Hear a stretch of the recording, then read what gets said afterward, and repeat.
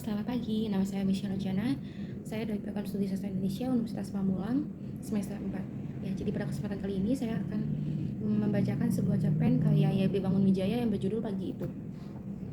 Jujur, siapa makan jujur? Peyai terang tidak. Tepung-tepung yang berlebih-lebihan basah minyak, ditambah warna lumpur karena manis hanya gula kelapa. Jadi berkesan jijik, seperti cipratan tinta kerbau, kata para penginap. Tetapi tidak kurang dari 200 buah setiap pagi, Bu Anu dapat menjualnya di pasar Kragat. Kaum beca, kuli, dan macam-macam orang cilik masih ada saja yang menyukai kue becek minyak itu. Padahal mereka sudah belajar membiasakan diri minum susu boyolali dengan roti tawar yang tersisa di toko-toko yang lalu dipanggang oleh perempuan Cina yang cerdas.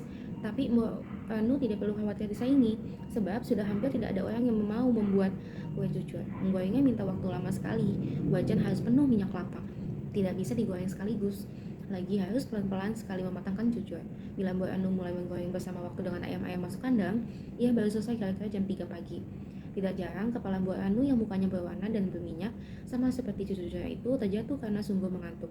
Lebih lagi akhir-akhir ini, banyak waktu khusus ia serahkan untuk suaminya yang sudah setengah bulan tidak dapat meninggalkan ranjangnya.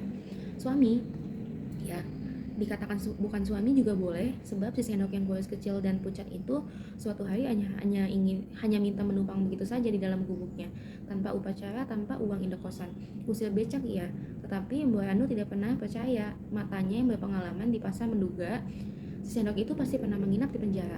Politik sasus warung susu Boyolali dengan roti-roti panggang yang merasa tahu dunia roti di atas sana. Tetapi tentang masa lampau si lelaki itu, pernah Mbak Anu bertanya. Dia sendiri punya masa lampau juga yang sangat keramat. Sesudah suatu angkatan baru sejumlah 5 calon cucu masuk ke dalam kolam minyak panas, Mbak Anu berdiri sebentar dan menuju ke ranjang. Loh, kok tidak tidur? Marahnya kepada lelaki yang oleh orang-orang kampung ditaksir paling sedikit 10 tahun lebih muda daripada Mbak Anu. Sebentar lagi jago berkokok, masih minta es. Masuk angin nanti, marahnya lagi. Tetapi sambil membuka termos pinjaman Bu RT yang pemurah itu, dicetiknya beberapa batu es masuk ke dalam cangkir. Nih, sudah sepekan lebih si sendok cuma minta es saja. Penyakitnya aneh juga. Dari pihak lain, kalau memang itulah yang diminta, bukankah itu obat paling murah? Sudah lama sendok tidak mau dibelikan obat. Percuma katanya. Memang percuma, Mbak Anu seperasaan juga. Tetapi berdosalah rasanya bila obat tidak dibelikan. Mampu, Mbak Anu mampu. Dengan hasil cuil-cuilan tinja kerbau yang digorengnya setiap malam, itu tentu saja. Sebab sudah setahun paling sedikit si sendok tidak dapat membecak. Tanpa kata rumah sakit. Apa itu? Tidak pernah Mbak Anu mudeng juga. Disebut masuk angin pun dapat juga, toh tidak jelas. Yang jelas ganas, kata dokter. Cepat-cepat Mbak Anu menengok cucu-cucunya. Di balik semuanya, pelita minyak didekatkan. Tidak gosong, masih berapa? Nafas panjang. Setampah lagi. Sambil tiduran separuh, akhirnya akan habis juga jumlah itu. Berkat jualan cucu-cucu semalam, di wajan itulah si sendok di ranjang itu belajar mengenal Mbak Anu.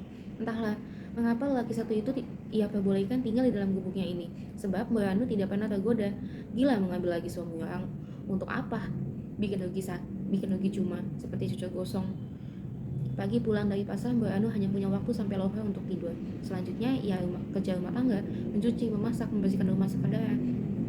Lalu mempersiapkan gelatin tepungnya untuk penggorengan nanti malam. Modal perusahaan sulit ditingkatkan. Pakai jaminan apa? Penghasilan cucu cuma 2 kilo beras sehari.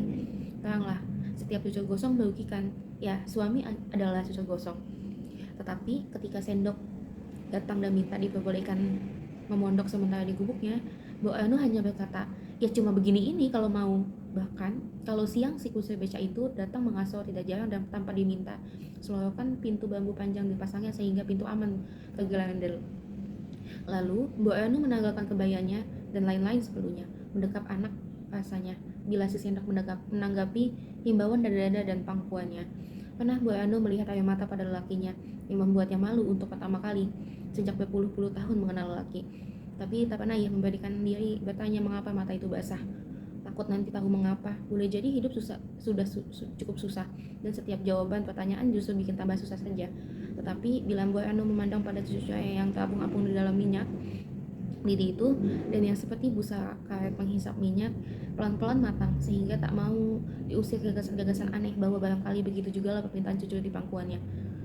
Entah kemana nantinya hidup bersama sendok ini, barangkali sudah tidak akan lama lagi si lelaki itu terpenjara dalam gubuknya yang gelap itu. Lagi satu, angkatan cucu dimasukkan ke dalam kolam minyak panas. Sesudah angkatan sebelumnya diamankan ke dalam kalau bambu. agar minyaknya menetes dulu di dalam kaleng jelantah. Bu Anu berpaling dan berdiri lagi, pergi ke ranjang. Ah, tertumpah segala esmu, dan diambillah cangkir yang sudah membasahi kain penyelimut. Ada rokok? Tanya lelaki itu, seperti berbisik. Macam-macam permintaannya. Malam buta begini, bagaimana bisa membeli rokok? Esok saja. Suara bernada menyerah nyaris tak terdengar bertanya. Jam berapa sekarang? Ya embuh. Kalau tanpa itu habis artinya jam 3 pagi. Malam pagi sama saja. Tidak sama, Nduk.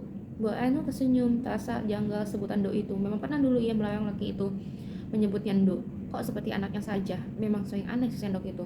Pernah juga Bu Anu terjangkiti ingin tahu tentang perempuan, mengidam dan bertanya siapa dan bagaimana tak riwayat hidupnya. Tetapi lelaki itu hanya tersenyum sedih. Mbok lah, mbok ya sudah landu. Ya barangkali itulah terakhir kali dia menyebut nyenduk. Bu Anu mengamat apeti benda-benda yang ikhlas terapung minyak dalam wajannya.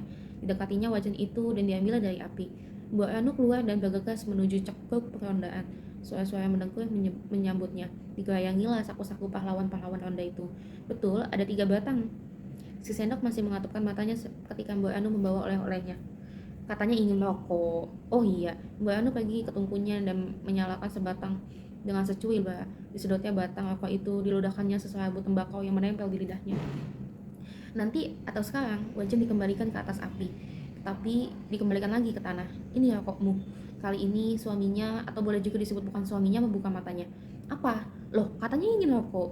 Oh, rokok dimasukkan ke dalam mulut laki itu, yang menyedotnya lemah tanpa mampu menjepit rokok itu di antara bibirnya. Lagi, Bu Anu menawarkan, tetapi mata dalam remang-remang cuma melirik dan mulut menganga. Dok, sendok. Berlarilah sekarang Bu Anu ke cekut perondaan dan membangunkan para penjaga.